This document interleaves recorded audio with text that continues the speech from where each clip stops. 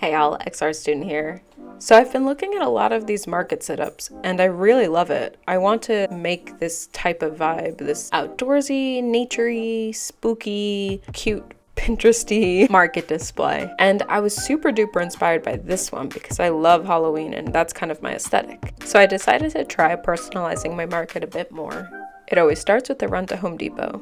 But before all the building, I need to first have an idea. Usually while I'm at a market, I look at my display and see what else I need and how I can improve it, or base it off of other people's setup and try to sketch a few ideas for how to make my display better.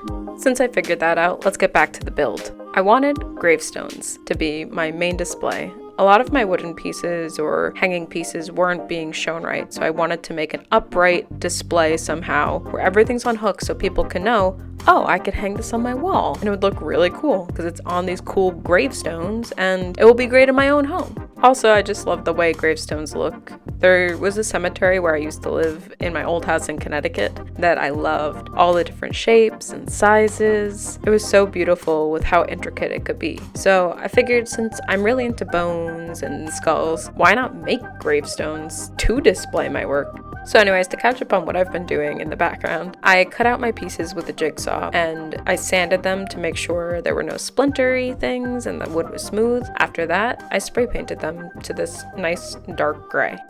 I definitely should have gessoed these pieces first or painted them white first. I had to do so many layers of spray paint.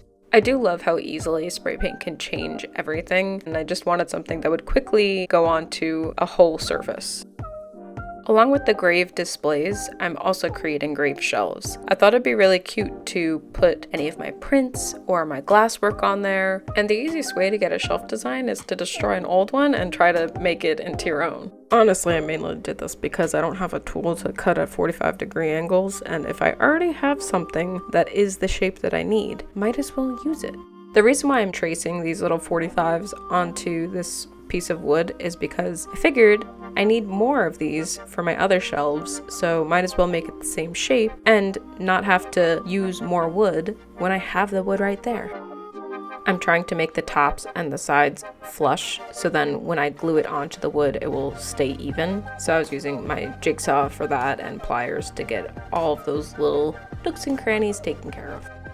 Turns out this wood's really thick and my jigsaw did not like cutting through it. So then I used my circular saw, which worked a little bit until I was like, hey, I'm gonna stab myself with these nails, also cut my fingers. So eventually I just freehanded a 45-degree angle on a piece of wood and it worked out decent. I got the angles that I needed, 2 straight sides, and that's all that really matters. The hypotenuse, who cares? And I flattened it down with a sander to make sure everything is somewhat flat for gluing. Now that I have the triangles down, I needed the actual shelves. So I was trying to cut straight edges, but I am not good at cutting straight edges with a circular saw. I did my best. I tried to fix it using the sander. It didn't really go well. It took a long time to sand. So I kind of have some wonky shelves if you look really close at it.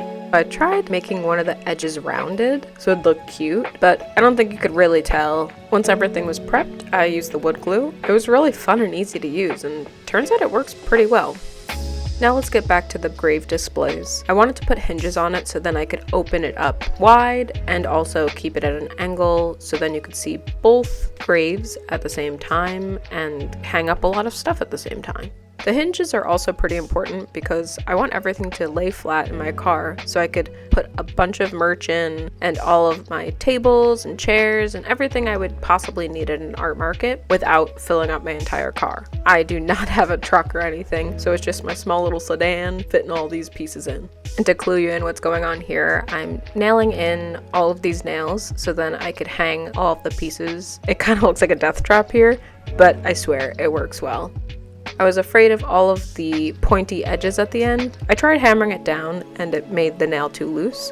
So I got these shears and I was able to cut all the nibs of those nails, not flush to the wood, but the way that I solved this was putting hot glue on top of it as a protector. Also, I don't want my nails to ruin my tent or anything else in my car. A market popped up and I needed to use them and test them out.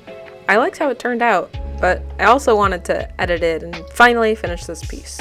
So one of the things to make sure this is completed is working on the shelves. I used my T-square to draw straight lines, and then I lined up where I needed my holes, and I measured it all and was able to put the shelves on. And then I put on these wood stoppers just in case I had something there so it wouldn't fall off and it would look a little bit more professional.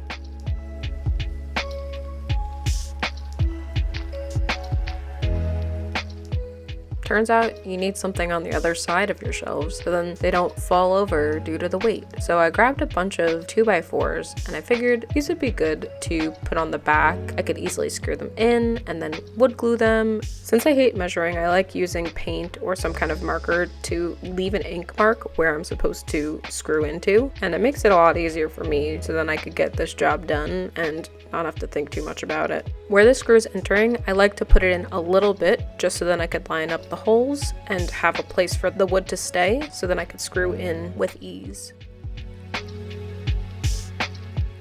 The one block was not good enough, so I was testing this out with multiple pieces of wood to see if it would hold my pieces. I repeated all my steps on the second shelf, which was pretty easy. I love wood glue so much. Who knew it was so strong and easy to use? I didn't.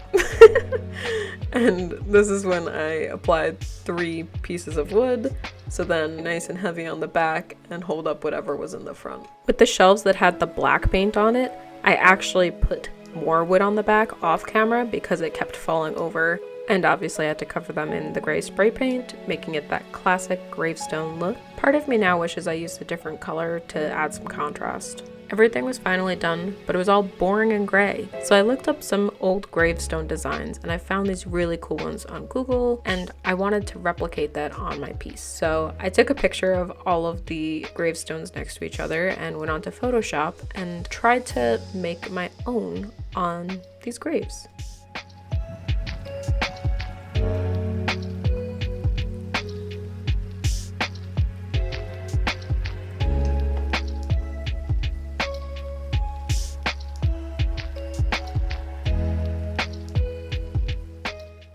This really helped me visualize what I wanted and not mess up. I printed out a picture of my photoshopped piece so then I could easily replicate it, and it's just nice to have a guide there. I used a ruler so then everything would be even because my freehand lines are definitely not even at all. This part was so much fun for me. I love doing little characters and the Posca markers are so easy to work with. I loved adding these little details. I felt like it brought it to life. I think when I die, if I don't get buried next to a tree or something, I want chiseled gravestone stuff like this with a cool skull on it.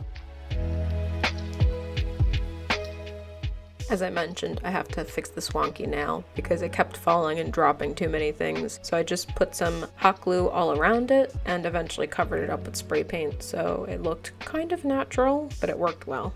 I did multiple coats of spray paint so you couldn't see the wood, and I wanted to fix up the filigree stuff. For some reason, I suck at doing filigree, and I love it so much, which really sucks. I found this really cool website where there were other grave designs and their meaning, and this one was a morning glory. I love drawing flowers and I thought it was a perfect fit. So I quickly doodled that, added some detail, and it looked a little bit plain, so eventually I put leaves on either side of it to tie in all the nature. And some of the graves do have leaves and naturey stuff on it, so I figured it would work.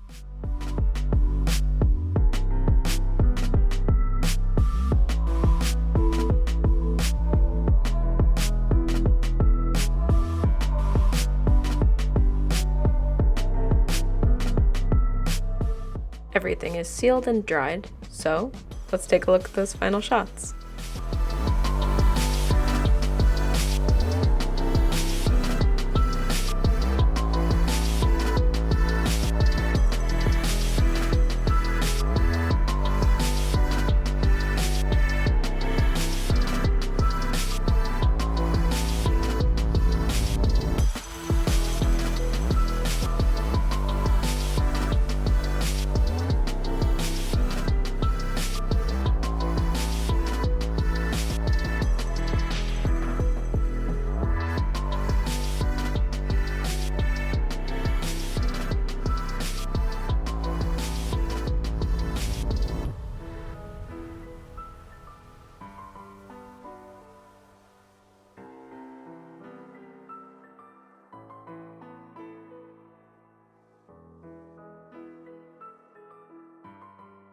Thank you so much for watching. If you are curious, all of those things that you saw in this video are on sale on Etsy. Also, this is my posting schedule. Also, follow me on Instagram, TikTok, and subscribe or comment on YouTube if you would like. Thank you. Bye.